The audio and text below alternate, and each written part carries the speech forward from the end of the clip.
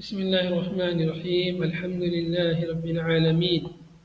والصلاة والسلام على رسوله الكريم أما بعد أعوذ بالله السميع العليم من الشيطان الرجيم قال تعالى ربنا لا تزغ قلوبنا بعد إذ هديتنا وهب لنا من لدنك رحمة إنك أنت الوهاب ربنا إنك جامع الناس اليوم لا ريب فيه إن الله لا يخلف الميعاد گزشتہ درس میں یہ دونوں ہو چکی تھی، البتہ پھر سے ان کو مختصر لے لیتے ہیں۔ راسخون فی العلم لوگ یہ اللہ سے دعا کرتے ہیں ربنا لا تزغ قلوبنا، اے ہمارے رب ہمارے دلوں کو نہ پھیر، ٹیڑھا نہ کر ہمارے دلوں کو، یعنی لا تملها عن الحق، حق سے انہیں مائل نہ کر، دوسری طرف باطل کی طرف مائل نہ کر، بابتغاء تعویلہ ہے اس کی آیتوں کی متشابہ آیتوں کی تعویل تلاش کر کے، الذی لا یلیق بنا، جن کی تعویل تلاش کرنا ہمارے لیے مناسب نہیں ہے، کما ازغت قلوب اولئک، جیسا کہ تو نے ان لوگوں کے دلوں کو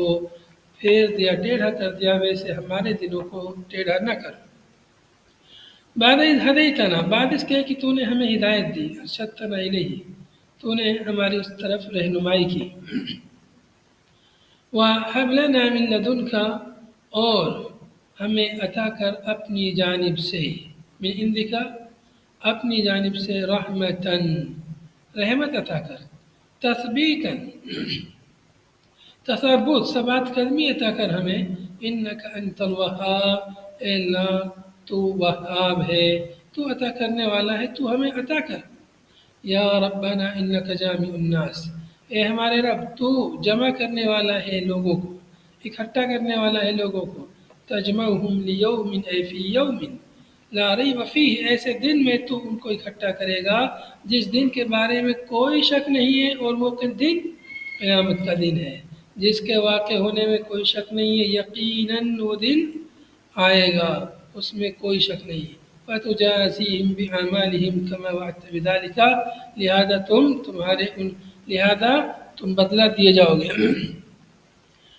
لہذا وہ لوگ بدلہ دیے جائیں گے ان کے اعمال کا، کما وعدت بذلک، جیسا کہ تم سے اللہ تعالیٰ نے وعدہ کیا ہے۔ ان اللہ لا یخلف المیعاد، اللہ تعالیٰ اپنے وعدے کی خلاف ورزی نہیں کرتا ہے، جو اللہ تعالیٰ نے جو وعدہ کیا ہے اللہ تعالیٰ اپنے وعدے کو پورا فرمائے گا، وعید کا وعدہ ہو یا وعدے کا وعدہ ہو، اللہ تعالیٰ اپنے تمام وعدوں کو آواز آ رہی ہے بھائی تم لوگوں کو؟ پورا فرمائے گا۔ نہیں بھائی نہیں آواز آ رہی۔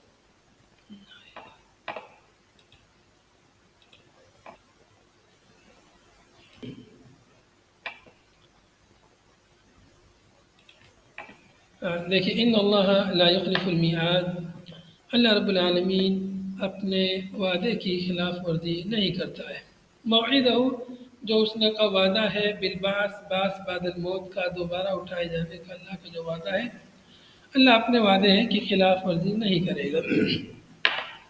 فی التفات، اس میں التفات ہے، یہاں پر آپ دیکھ رہے ہیں انکا انت الوہاب ربنا انکا جامع الناس، یہاں خطاب کا صیغہ ہے، اللہ کو مخاطب کر رہا ہے بندہ اپنی دعا میں۔ پھر آگے یہاں پر ان اللہ لا یخلف المیعاد، یہ نہیں کہا انک لا تخلف المیعاد، جیسے یہاں خطاب کا صیغہ چل رہا تھا تو یہاں بھی خطاب کا ہونا تھا، لیکن یہاں غائب کا صیغہ آیا ہے، تو اس سے معلوم یہ ہوا کہ یہاں پر التفات کیا ہے، عن الخطاب، پہلے خطاب کی بات تھی، خطاب سے غیبت کی طرف، غائب کی طرف یہاں التفات ہے۔ التفات اس طرح سے پیچھے بھی کئی دفعہ گزر چکا ہے، اور اس کے متعدد فوائد ہیں، اصول تفسیر میں آپ لوگوں نے تفسیر سے پڑھا ہوگا یا پڑھیں گے۔ ان میں سے ایک فائدہ یہ ہے کہ اس سے تنبیہی مقصود ہے، سامع جو سن رہا ہوتا ہے بات کو، وہ اچانک اسلوب جب بدلا ہوا دیکھتا ہے تو وہ متنبہ ہو جاتا ہے۔ وَيَحْتَمِلُ أَن يَكُونَ مِن كَلَامِهِ تَعَالَى، اور یہ بھی احتمال ہے کہ اللہ تعالیٰ کے کلام میں سے ہو، تو اللہ تعالیٰ کا تو سب پورا کلام اللہ تعالیٰ ہی کا ہے، مگر یہاں پر اللہ تعالیٰ نے یہ بندے کی دعا نقل کی ہے، بندے کی دعا کو حکایتاً بیان کیا ہے، اسی دعا کے فوراً بعد یہ جملہ کہا ان اللہ لا یخلف المیعاد، گویا کہ یہ یعنی بندے کی دعا سے الگ ہے، یہ بندے کی دعا کا حصہ نہیں ہے بلکہ اللہ تعالیٰ کا یہ کلام ہے۔ جب بندے نے یہ دعا کی ربنا انک جامع الناس لیوم لا ریب، تو اس کے بعد میں اللہ تعالیٰ کا یہ کلام ہے، یہ بھی احتمال ہے، اور یہ بھی احتمال ہے کہ بندے نے اس طرح دعا کی اللہ کو مخاطب کر کے، اور پھر اس کے بعد دعا میں جو ہے یہ اللہ رب العالمین کا وعدہ اللہ تعالیٰ کو یاد دلایا۔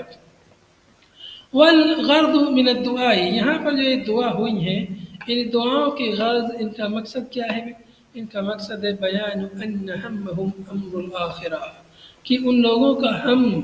امر آخرت ہے۔ یہ لوگ جو دعا کر رہے ہیں راسخون فی العلم، ان کا ہم، ان کا مقصد، ان کی تمنا، ان کی آرزو، ان کی فکر مندی جو ہے آخرت کا معاملہ ہے، آخرت کے لیے فکر مند رہتے ہیں۔ وَلِذَلِكَ سَأَلُوا الثَّبَاتَ، یہی وجہ ہے کہ انہوں نے ثبات قدمی کا سوال کیا، علی الہدایت، ہدایت پر، لِيَنَالُوا ثَوَابَهَا، تاکہ وہ اس کے ثواب کو حاصل کر لے۔ یہاں تک کل کے درس میں ہو گیا تھا، چونکہ آگے جو روایت ہے وہ اسی درس سے جڑی ہوئی ہے، اس لیے ہم نے پیچھے سے درس کو جوڑا ہے۔ روى الشیخان، مؤلف فرماتے ہیں کہ شیخان امام بخاری اور مسلم نے حدیث روایت کی ہے، ام عائشہ رضی اللہ عنہا سے فرماتی ہیں کہ تلا رسول اللہ صلی اللہ علیہ وسلم هذه الآیہ، رسول اللہ صلی اللہ علیہ وسلم نے آیت کریمہ تلاوت فرمائی، والذی انزل علیک الکتاب منہ آیات محکمات الی آخری، آخر تک یہ آیت تلاوت کی۔ یہ جو آیت یہاں پر گزری ہے والذی انزل علیک الکتاب منہ آیات محکمات، یہ آخر تک نبی پاک صلی اللہ علیہ وسلم نے اس آیت کی تلاوت فرمائی۔ اس کے بعد وقال، اور آپ نے فرمایا فَإِذَا رَأَيْتِ الَّذِينَ يَتَّبِعُونَ مَا تَشَابَهَ مِنْهُ فَأُولَٰئِكَ الَّذِينَ سَمَّى اللَّهُ، حضرت ام عائشہ رضی اللہ عنہا کو رسول پاک صلی اللہ علیہ وسلم نے مخاطب کر کے فرمایا فَإِذَا رَأَيْتِ، جب تو دیکھے ان لوگوں کو جو اتباع کرتے ہیں ما تشابہ منہ، ان آیتوں کی جو متشابہ ہیں، فَأُولَٰئِكَ الَّذِينَ سَمَّى اللَّهُ، یہی وہ لوگ ہیں جن کا اللہ تعالیٰ نے اس آیت میں نام لیا ہے، یہی لوگ ہیں جن کا اللہ رب العالمین نے اس آیت کریمہ میں جن کا نام لیا ہے، جن کا نام ذکر کیا ہے، فَأَمَّا الَّذِينَ فِي قُلُوبِهِمْ زَيْغٌ فَيَتَّبِعُونَ مَا تَشَابَهَ مِنْهُ، تو یہی لوگ ہیں وہ، فَاحْذَرُوهُمْ، تم ان سے بچو، ان سے ڈرو، جو متشابہ آیتوں کی پیروی کرتے ہیں، ان کے پیچھے پڑے رہتے ہیں، ان کی کھود کرید کرتے ہیں، ان کے الگ الگ معنی بیان کرتے ہیں، ایسے لوگوں سے بچ کر رہیے۔ وروى الطبرانی، اور امام طبرانی نے روایت نقل کی ہے فی الکبیر، اپنی کتاب معجم الکبیر میں، ان ابی مالک الاشعری، ابو مالک اشعری سے، انہ سمع النبی صلی اللہ علیہ وسلم یقول، کہ انہوں نے نبی پاک صلی اللہ علیہ وسلم کو فرماتے ہوئے سنا، ما اخاف علی امتی الا ثلاث خلال، مجھے اپنی امت پر ڈر نہیں ہے سوائے تین خصلتوں کے، ما اخاف علی امتی، میں نہیں خوف کھاتا ہوں اپنی امت پر مگر تین خصلتوں کے، تین عادتوں کے، تین باتوں کے، وذکر منہا، اور ان تین باتوں میں سے، تین خصلتوں میں سے یہ ذکر کی، ان یفتح لہ الکتاب فیاخذہ المؤمن یبتغی تعویلہ ولیس یعلم تعویلہ الا اللہ، تو یہ ایک ان میں سے ذکر کی کہ اس کے لیے، میری امت کے لوگوں کے لیے کتاب کھول دی جائے، کتاب کھول دی جائے مطلب انہیں کتاب ملے، قرآن پاک ان کے سامنے موجود ہو کہ قرآن کھولی جائے، یا وہ یہ کہ وہ خود قرآن کو کھولیں، یا یفتح لہم الکتاب، کتاب ان کے لیے کھولی جائے، یا وہ کتاب کو کھولے، فیاخذہ المؤمن یبتغی تعویلہ، چنانچہ مومن اس کو لے لیتا ہے، اس کی تعویل تلاش کرتا ہے، ولیس یعلم تعویلہ الا اللہ، حالانکہ اس کی تعویل اللہ کے سوا کوئی نہیں جانتا ہے، والراسخون فی العلم یقولون، اور راسخون فی العلم لوگ، یقولون وہ کہتے ہیں، آمنا به کل من عند ربنا، ہم اس پر ایمان لائے، یعنی قرآن پاک پر ایمان لائے، متشابہ آیتوں پر ایمان لائے، یہ سب کی سب آیتیں ہمارے رب کی جانب سے ہیں، چاہے وہ محکم آیتیں ہوں یا متشابہ آیتیں ہوں، سب آیتیں اللہ کی جانب سے ہیں، وما یذکر الا اولو الالباب، اور نصیحت حاصل نہیں کرتے ہیں ان آیتوں سے مگر عقل مند لوگ ہی نصیحت حاصل کرتے ہیں۔ یہ حدیث معجم طبرانی کی روایت ہے، یہاں پر میرے پاس جو نسخہ ہے اس میں محقق نے کہا وفیہ محمد ابن اسماعیل ابن عیاش عن ابیہ ولم یسمع من ابیہ، اس کی سند میں ایک راوی ہے محمد ابن اسماعیل ابن ایاس، انہوں نے اپنے والد سے اس روایت کو نقل کیا ہے، لیکن اپنے والد سے انہوں نے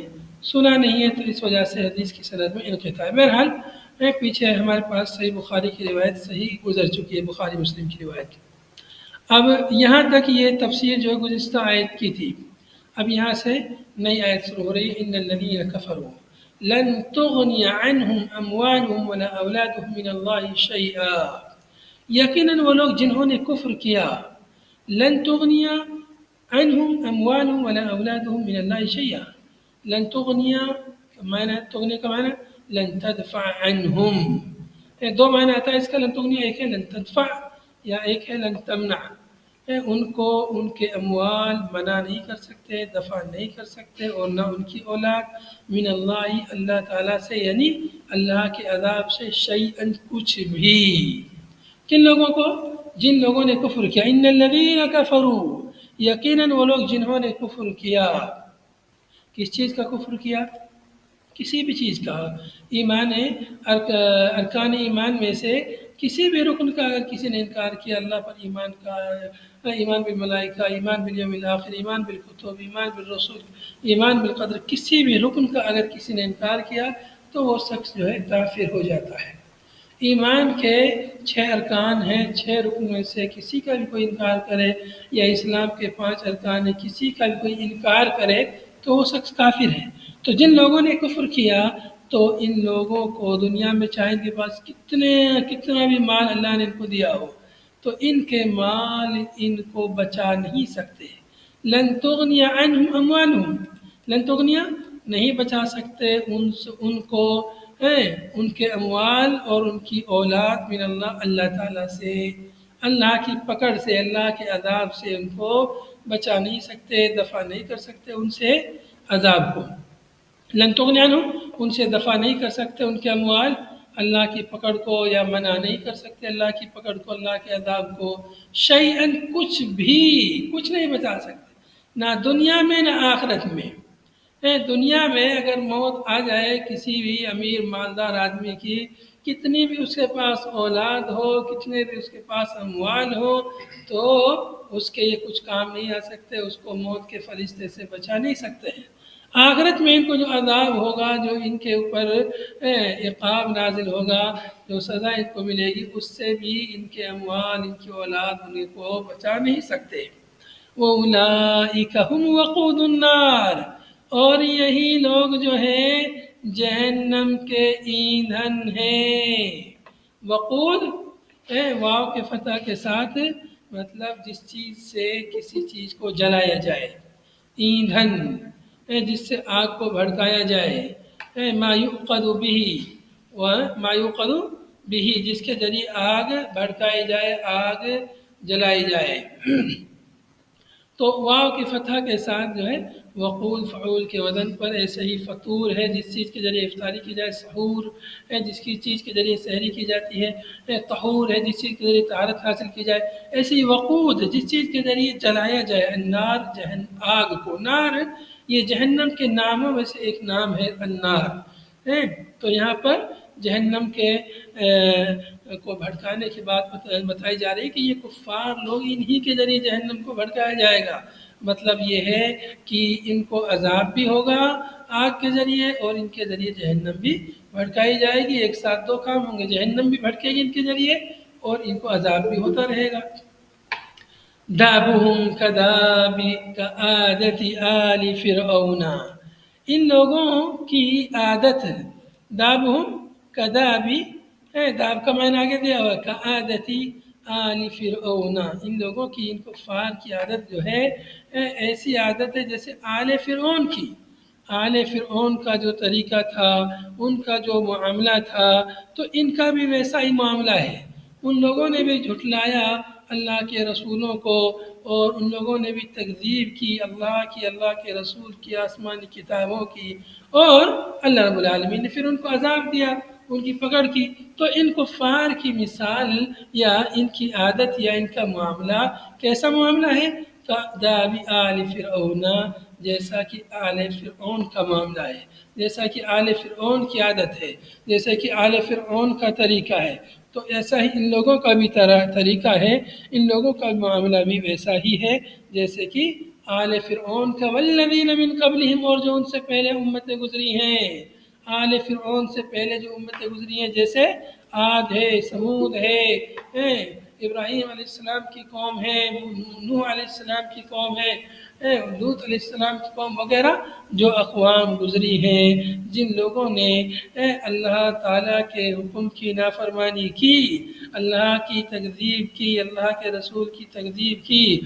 یا کفر کیا، کذبوا بآیاتنا، جن لوگوں نے ہماری آیتوں کو جھٹلایا، فأخذهم اللہ، چنانچہ اللہ تعالیٰ نے انہیں پکڑ لیا۔ کیا فرمایا؟ کذابی، ان لوگ، ان کفار کی عادت، کذابی آل فرعون، آل فرعون اور جو ان سے پہلے کے لوگ ہیں ان کی طرح ہے، کذبوا بآیاتنا، انہوں نے ہماری آیتوں کو جھٹلایا۔ مطلب یہ کفار بھی ہماری آیتوں کو جھٹلا رہے ہیں، یہ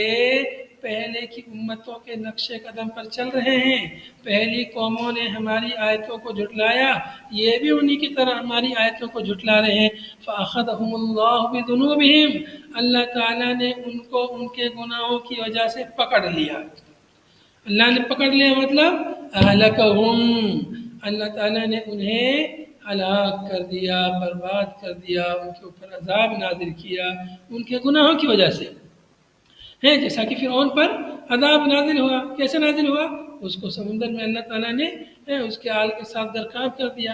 آل سے مراد مطلب اس کی پوری فوج، اس کے پورے متبعین مراد ہے، یہ مراد نہیں ہے کہ صرف اس کے گھر والے یا اس کی فیملی گھر والے مراد ہوں، نہیں، بلکہ چونکہ اس کی بیوی تو مومنہ ہو چکی تھی، اور لڑکے اس کے تھے ہی نہیں، تو اس طرح سے آل فرعون سے مراد یہاں پر ان کی پوری، یعنی پوری رعایا یا پورے ان کے متبعین ہیں، ان کے جو ان کی بات ماننے والے لوگ مراد ہیں، ان کے پورا اللہ و لشکر، ان کی فوج مراد ہے۔ اللہ رب العالمین نے ان کو پکڑ لیا ان کے گناہوں کی وجہ سے، مطلب ان کی جو ہلاکت ہوئی ہے وہ ایسے ہی نہیں ہوئی ہے ویسے ہی اللہ تعالیٰ نے ان پر عذاب نازل کر دیا، نہیں، بلکہ اللہ تعالیٰ نے ان کے گناہوں کی وجہ سے انہیں ہلاک کیا، انہیں برباد کیا۔ والجملۃ مفسرۃ لما قبلہ، یہ جملہ اپنے ما قبل والے جملے کی تفسیر کر رہا ہے، ما قبل والا جملے کی تفسیر کر رہا ہے، مطلب یہ ہے کہ جملہ مفسرہ ہے، جملہ یہ حالیہ نہیں ہے۔ فأخذهم اللہ بذنوبہم، یہ پہلے والے جملے کی تفسیر کر رہا ہے، اس لیے کہ ان لوگوں نے جھٹلایا، تو ظاہر سی بات ہے جھٹلانے کی سزا کیا ہوتی ہے، کوئی بھی جو جھوٹ بولے گا یا جھٹلائے گا سچے آدمی کو، تو ظاہر سی بات ہے اس کو جو ہے سزا ہوگی۔ تو ان کو ان کے اعمال، ان کے جھوٹ بولنے کی وجہ سے، ان کی تکذیب کرنے کی وجہ سے یا جھٹلانے کی وجہ سے اللہ رب العالمین نے ان کو پکڑا۔ واللہ شدید العقاب، اور اللہ تعالیٰ شدید العقاب ہے، سخت سزا دینے والا ہے۔ آگے فرمایا وَنَزَلَ، اب آگے جو آیت آ رہی ہے اس کا شان نزول یہ بیان ہو رہا ہے۔ وَنَزَلَ لَمَّا أَمَرَ رسول اللہ صلی اللہ علیہ وسلم اليہود بالاسلام مرجعه من بدر، یہ اگلی آیت کریمہ قل للذین کفروا ستغلبون، یہ اس وقت نازل ہوئی جب رسول اللہ صلی اللہ علیہ وسلم نے یہودیوں کو حکم دیا بالاسلامی، اسلام لانے کا، اسلام لانے کا حکم دیا۔ کب دیا؟ مرجعه من بدر،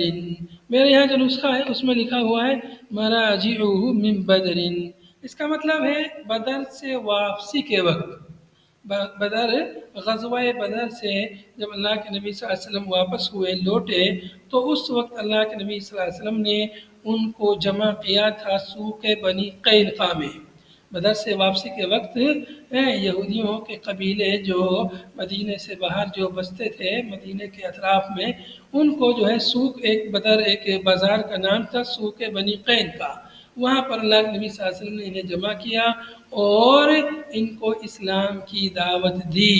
جیسے کفار مکہ کو دعوت دی اسلام کی، ایسے ہی ان سے نمٹنے کے بعد، بدر میں ان سے نمٹنے کے بعد اللہ کے نبی صلی اللہ علیہ وسلم نے ان یہودیوں کو بھی اسلام کی دعوت دی۔ فقالوا له، تو یہودی لوگ جو اپنے سامنے کسی کو کچھ نہیں سمجھتے. تو ان لوگوں نے کیا کہا یہودیوں نے نبی صلی اللہ علیہ وسلم سے؟ انہوں نے کہا لا یغرنک یا لا یغرنک ان قتلت نفرا من قریش، لا یغرنک آپ کو دھوکے میں نہ ڈالے، ان قتلتا کہ اگر آپ نے ان قتلتا لا یغرنک ان قتلت نفرا من قریش، آپ کو دھوکے میں نہ ڈالے کہ آپ نے قریش کے چند لوگوں کو قتل کر دیا ہے تو آپ اس چیز میں آپ اپنے آپ کو بہت بڑا بہادر نہ سمجھیں. وہ تو قریش کے لوگ تو کیا ہے، وہ لڑائی وڑائی کرنا، جہاد کرنا، جنگ کرنا نہیں جانتے ہیں. ہم لوگ تو بہت خطرناک ہیں. اب تم کفار سے جیت کے آ گئے ہو تو یہ چیز تم کو دھوکے میں نہ ڈالے. اس طرح یہودیوں نے کہا، دعوت قبول نہیں کی بلکہ اور دھمکی دی نبی صلی اللہ علیہ وسلم کو کہ لا یغرنک کہ آپ کو دھوکے میں نہ ڈالے یہ چیز کہ آپ نے قریش کے چند لوگوں کو قتل کر دیا ہے. اغمارا لا یعرفون القتال، ایسے لوگ جو نا تجربہ کار ہیں. قریش کے لوگ، نفر من قریش ہے، اسی سے بدل ہے، اسی کی مزید تفسیر ہے کہ نفر من قریش، قریش کے وہ لوگ جو نا تجربہ کار ہیں. لا یعرفون القتال، جو قتال کرنا جانتے ہی نہیں، ایسے لوگوں کو آپ نے قتل کر دیا ہے. اس طرح انہوں نے گویا دھمکی دی اور دعوت کو قبول نہیں کیا. تب یہ آیت کریمہ نازل ہوئی. قل یا محمد، اے محمد صلی اللہ علیہ وسلم فرما دیجئے، للذین، ان لوگوں سے جنہوں نے کفر کیا، من الیہود، یہودیوں میں سے. یہی لوگ جو کفر کر رہے ہیں، جو دعوت کو نہیں مان رہے، ان سے کہہ دیجئے ستغلبون، ان قریب تم مغلوب ہوگے، بالتاء والیاء، تا کے ساتھ بھی ہے ستغلبون اور یا کے ساتھ بھی ہے سیغلبون، دونوں طرح اسے پڑھا گیا ہے. تو اگر تا کے ساتھ پڑھیں گے تو مخاطب یہودی ہوں گے، اور یا کے ساتھ پڑھیں گے تو وہ مخاطب نہیں ہے، ان کے بعد میں ان کے بارے میں بات بیان کی جا رہی ہے. سیغلبون، ان قریب وہ مغلوب ہوں گے، ستغلبون، ان قریب تم مغلوب ہوگے، فی الدنیا، دنیا میں، بالقتل، قتل کے ذریعے، والاسر، اور قیدی بنائے جانے کے ذریعے، وضرب الجزیتی، اور جزیہ لاگو کر کے، تم پر جزیہ لگا کر کے، وقد وقع ذلک، اور یہ ساری چیزیں واقع ہوئیں یہودیوں کے ساتھ. وہ قتل بھی کیے گئے، قیدی بھی بنائے گئے، ان پر جزیہ بھی لاگو کیا گیا. وتحشرون، اور تم اٹھائے جاؤ گے، تم دوبارہ سے زندہ کر کے تم کو جمع کیا جائے گا، فی الآخرت، آخرت میں، بالوجہین، یہ بھی تحشرون، یحشرون، بالوجہین، دو وجہ اس میں بھی ہیں، یہاں کے ساتھ اور تا کے ساتھ. تحشرون اور یحشرون دو شکل ہے اس میں بھی. فی الآخرت، آخرت میں، الی جہنم، جہنم کی طرف تم کو اکٹھا کیا جائے گا، تمہیں ہانکا جائے گا، تمہیں جمع کیا جائے گا. جی، اگر پیچھے صحیح غلبن پڑے تو آگے دونوں، جیسے اگر یہاں پر تغلبون پڑھیں گے تا کے ساتھ تو یہاں بھی تا کے ساتھ، یہاں یا کے ساتھ پڑھیں گے تو یہاں بھی یا کے ساتھ. وتحشرون الی جہنم، اور تم کو جہنم کی طرف تمہیں اکٹھا کیا جائے گا، تمہیں ہانکا جائے گا، تمہیں جمع کیا جائے گا. وبئس، یعنی فتدخلونہا، تم کو اس میں داخل کیا جائے گا، یا تدخلونہا، تم اس میں داخل ہو گئے. وبئس المہاد، اور وہ کیا ہی برا ٹھکانہ ہے، کیا ہی برا وہ مہاد ہے، فراش ہے، بچھونا ہے. جہنم وہ کیا ہی برا بچھونا ہے، کیا ہی برا وہ ٹھکانہ ہے. قد کان لکم آیۃ فی فئتین التقطا، اب ان یہودیوں سب کو بتایا جا رہا ہے، تم لوگ بات نہیں مان رہے ہو تو جو مسلمانوں کی جو مٹبھیڑ ہوئی تھی کفار سے، اس کے بارے میں سنو ذرا سا. قد کان لکم آیۃ، عبرۃ، تحقیق کہ تمہارے لیے اس میں عبرت ہے. آیت معنی عبرت، نشانی ہے، سبق ہے تمہارے لیے. وذکر بالفعل للفصل،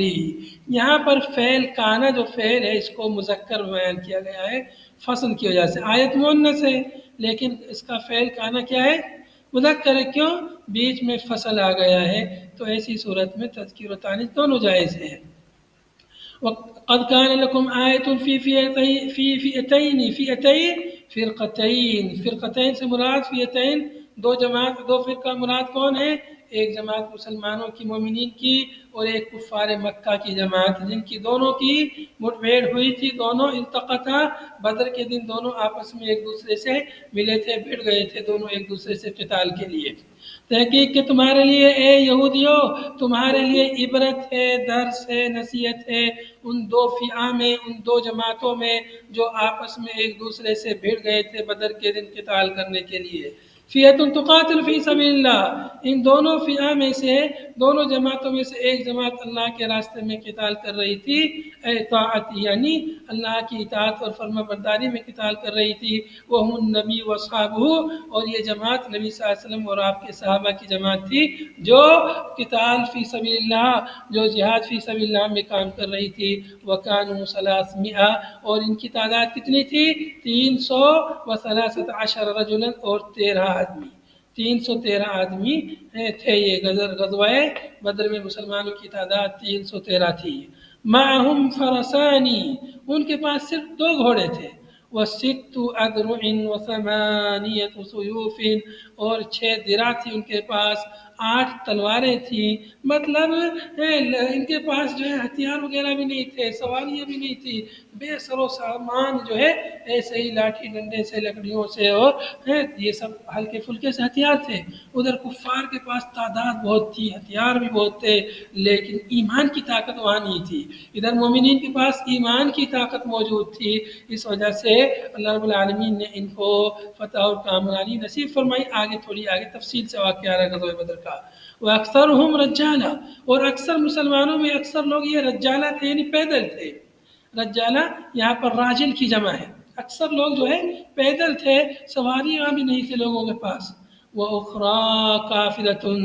اور دوسری جماعت کافروں کی جماعت تھی جو مسلمانوں کے مقابلے میں تھی۔ يَرَوْنَهُمْ اے الکفار مثلیہم اے المسلمین، یعنی کفار لوگ مسلمانوں کو اپنے سے 2 گنا دیکھتے تھے۔ کفار لوگ، مسلمانوں کی تعداد تھوڑی تھی 313، یعنی کفار کے 1 ثلث تھی، کفار 1000 اور مسلمان 300، تو کتنا زیادہ یعنی فرق تھا، اتنے کم تھے مسلمان، لیکن جب آمنے سامنے ہوئے تو کفار کو مسلمانوں کی تعداد بہت زیادہ نظر آ رہی تھی، ڈبل، جتنے 1000 وہ لوگ تھے اس سے ڈبل، گویا کہ 2000 کے برابر جو ہے مسلمانوں کی تعداد انہیں دکھ رہی تھی، جس سے کفار لوگ مرعوب ہو گئے اور وہ ڈر گئے، ہمت ہار گئے۔ اے اکثر منہم، یعنی ان کو اپنے آپ سے بھی زیادہ مسلمان دیکھ رہے تھے۔ وَكَانُوا نَحْوَ أَلْفٍ، اور کفار 1000 کے قریب تھے، پھر بھی مسلمان اتنے کم، کفار اتنے زیادہ، لیکن کفار کو مسلمانوں کی تعداد جو ہے بہت زیادہ دکھ رہی تھی، ڈبل دکھ رہی تھی۔ رائے العین، آنکھ کی رویت سے، بالکل ایسا نہیں کہ خواب میں یا یہ کہ ویسے ان کو دکھا ہو، بلکہ رویت عین، رویت ظاہرہ، معائنہ، آنکھوں کی رویت سے ان کو بالکل وہ ڈبل دکھ رہے تھے، مسلمان کفار کو ڈبل دکھ رہے تھے۔ وَقَدْ نَصَرَهُمُ اللَّهُ مَعَ قِلَّتِهِمْ، اور تحقیق اللہ تعالیٰ نے مسلمانوں کی مدد فرمائی ان کی قلت کے باوجود۔ یہودیوں کو بیان کیا جا رہا ہے، یہودیوں سن لو، ابھی بھی تمہارے پاس وقت ہے، سدھر جاؤ، تمہارے لیے عبرت ہے کفار سے جو مٹ بھیڑ ہوئی تھی، مسلمان اتنے کم تھے، کفار اتنے زیادہ تھے، پھر بھی اللہ رب العالمین نے مسلمانوں کو جو ہے فتح عطا فرمائی۔ ارے وہ کچھ بھی اگر نہیں جانتے، لڑائی کرنا، قتال کرنا، جنگ کرنا، کچھ بھی نہیں جانتے، اتنے زیادہ ہوتے اور ان کے پاس اتنے ہتھیار ہوتے، تب بھی مسلمانوں کو ختم کر دیتے، لیکن اللہ کی مدد تھی تو مسلمانوں کی جیت ہوئی۔ واللہ یؤید بنصرہ من یشاء، اور اللہ تعالیٰ جس کی چاہتا ہے مدد کرنا، اس کی اللہ تعالیٰ مدد کرتا ہے۔ یؤید، یقوی کے معنی میں ہے اللہ تعالیٰ جس کی مدد کرنا چاہتا ہے اس کی اپنی نصرت کے ذریعے تائید کرتا ہے، اس کو تقویت دیتا ہے۔ ان فی ذلک المذکور، اس مذکورہ واقعہ میں لعبرۃ لاولی الابصار، اولو الابصار ذوی البصائر، بصیرت رکھنے والے لوگ، عقل رکھنے والے لوگوں کے لیے عبرت ہے۔ افلا تعتبرون بذلک،